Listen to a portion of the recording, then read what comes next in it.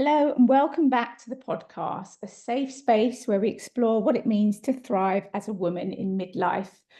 My name is Emma. I'm a health and wellness coach. I coach women 40 plus in nutrition and strength training, and also how to balance your mindset so you get results for whatever it is that you want to achieve in terms of health and wellness.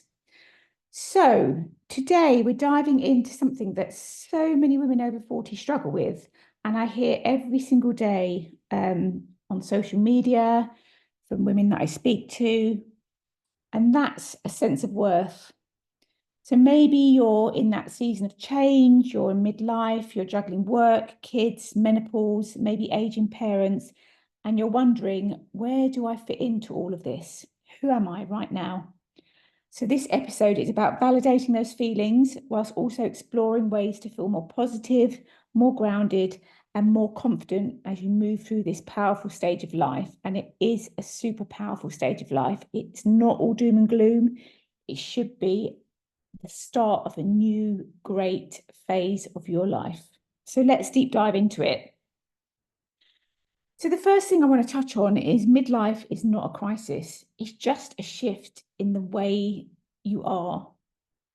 So, if you think back to when you were young, to when you were in your 20s, your 30s, your life has changed a lot, I bet. Maybe you've had kids, maybe when you were young, you were out and drinking all the time, and then you had kids and things quietened down a little bit. But you had a different sort of energy. And then you get a little bit older and your kids grow up, and then, you're more into dinner parties rather than pubbing and clubbing. It's just a shift in life. So it's not a crisis. That's what I want to, reiterate, because so often midlife, especially for women, is painted negatively, and it's a real cultural thing. So especially in the Western cultures, you know, it's painted really negatively. You're seen as, on the scrap heap, you become invisible. So much pressure on women to look young, youthful, and beautiful. And some women just feel worthless. Yet in some cultures, this time of life is seen as a real an honor. You're revered by your youngsters.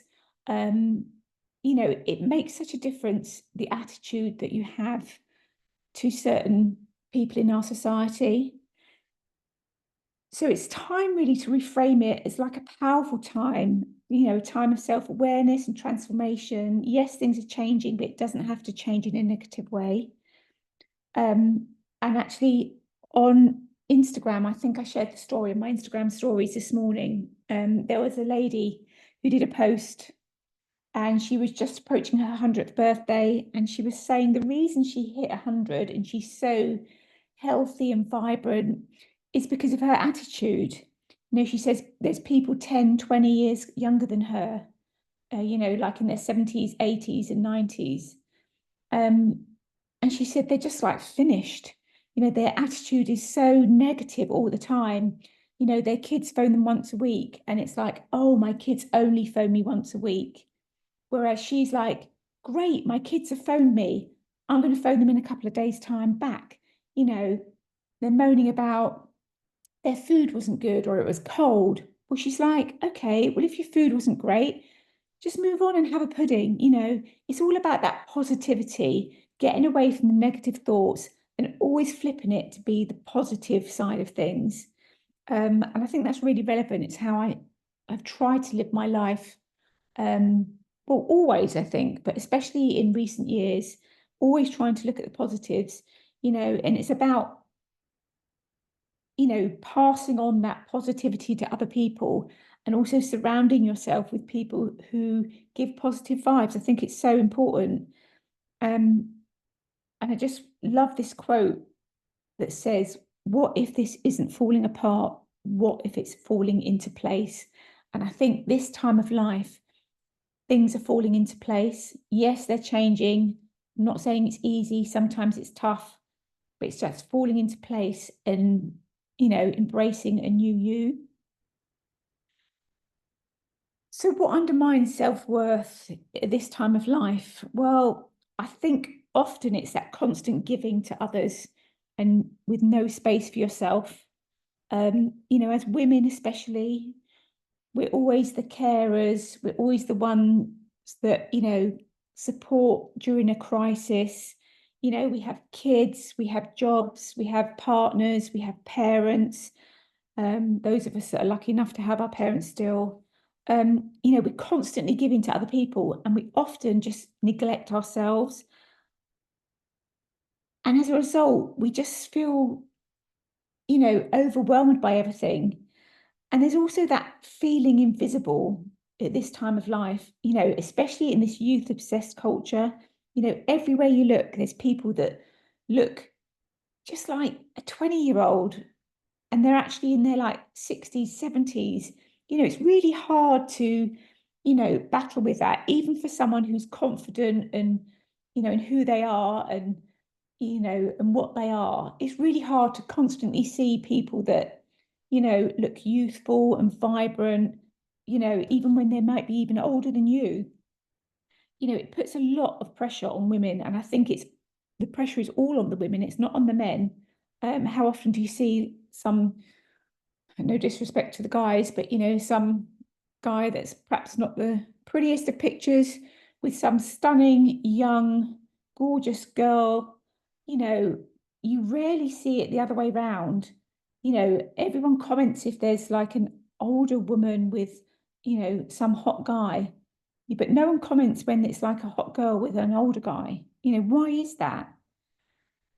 And also, of course, we have to battle with all our hormonal changes that affect our mood, our confidence, our energy.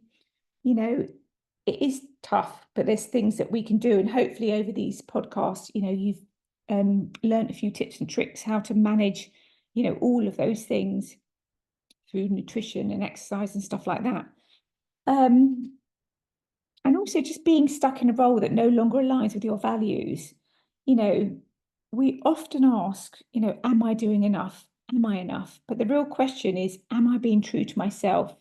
You know, are you giving yourself space to grow and to be you, not just someone who is a mother or a partner or a carer or whatever it is?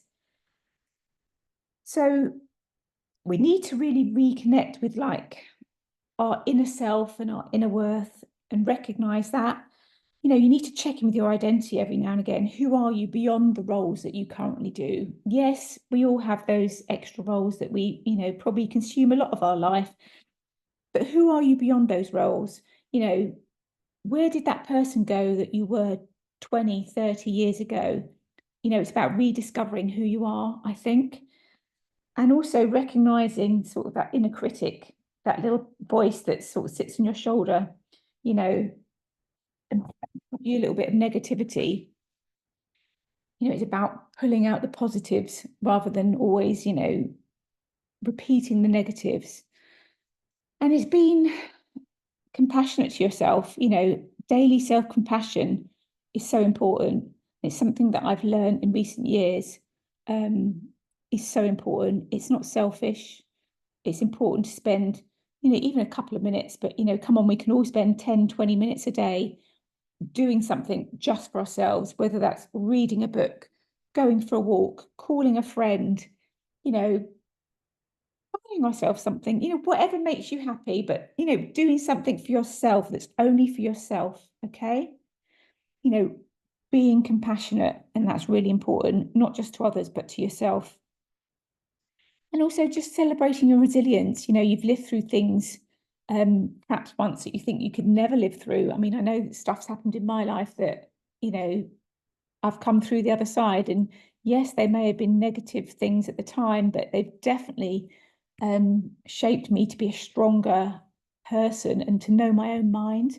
30 years ago, perhaps I wasn't as strong, or perhaps I didn't recognize my self-worth as much, but I do now. Now I'm older, I'm much more, I don't take any bullshit from anybody. Um, I'm a nice person, but. I think that's important that you got to recognize your self-worth.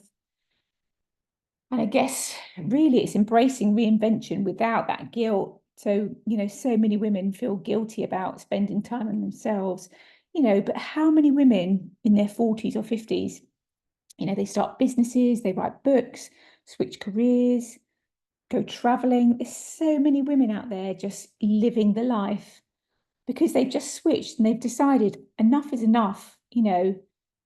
Maybe it is that countdown because you've gone beyond that. You're on the other side, if you know what I mean. The countdown, whether it's 20, 30, 40, 50 years even, but is counting down, right? you know and it causes them to switch. But so many women don't, and they just sort of are in this sort of panic mode. And it's about really embracing the new and not fearing it. And you don't have to have it all figured out. There's a little saying, just follow the breadcrumbs. You don't have to have a perfect plan. It's often that's what stops us from starting anything. It's like with, health and fitness, I see it all the time.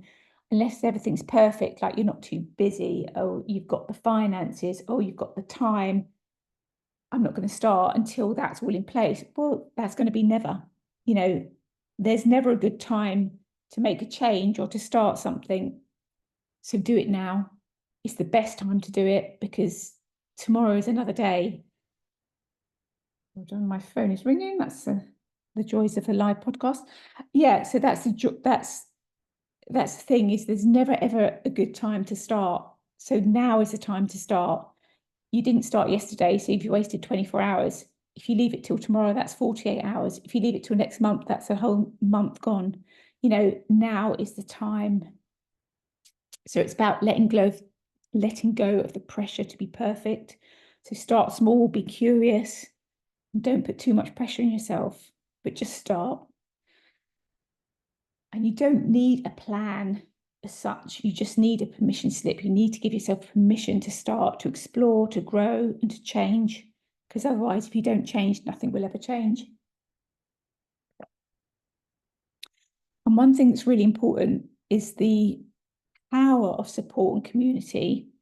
So it can feel quite isolating this time of life, but actually you're not alone because there's millions of women that feel exactly like you do.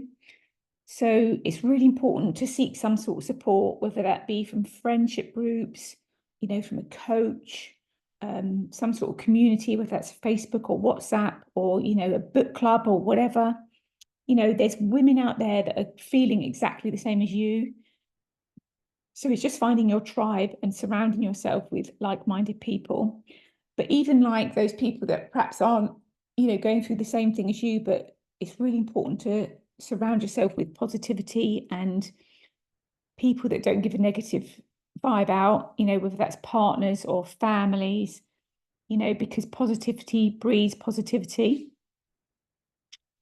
Yeah, so 100% go out and find something to join today, whether that's, on social media, in person, call a friend, call a family member, but just make the move today and just see how much better you feel about it. And I just wanted to really end this podcast saying, if you're feeling lost, stretched thin, or you're unsure of your place right now, I just want you to hear this. And I wrote this down just before I did this podcast so I wouldn't fluff it up. You're not behind, you're not broken, and you're not too late. You're in a powerful phase of becoming. Midlife isn't the end of the story, it's a blank page. So ask yourself today, what would it look like to honor who I am right now?